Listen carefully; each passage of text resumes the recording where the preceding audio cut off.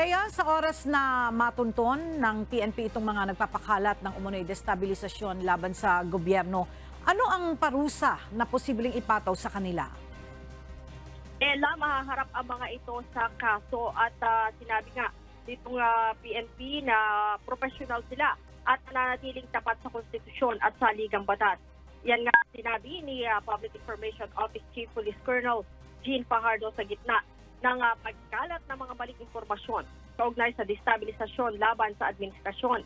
Sinabi pa ni Colonel Fajardo walang katotohanan ang mga kumakalat na impormasyon na hinihimok ng PNP at AFP na magbitiw na sa pwesto itong si Pangulong Ferdinand Marcos Jr. kung saan mayroon pa itong litrato ni PNP Chief Police General Benjamin Acorda at ni AFP Chief of Staff General Romeo Browner.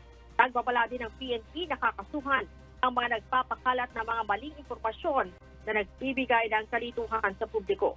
Ipinag-utos na aniya ni General Acorda sa PNP Anti-Cybercrime Group na tukuyin kung sino-sino ang nasa likod ng pagpapakalat ng mga fake news upang masampahan ang mga ito ng kaso. Panawagan din ng PNP sa publiko huwag basta-basta maniniwala sa mga nakikita sa social media lalo na't hindi naman verified ang mga impormasyon na ipinapakalat ng mga ito. Ella? Alright, maraming salamat, Lea Ilagan.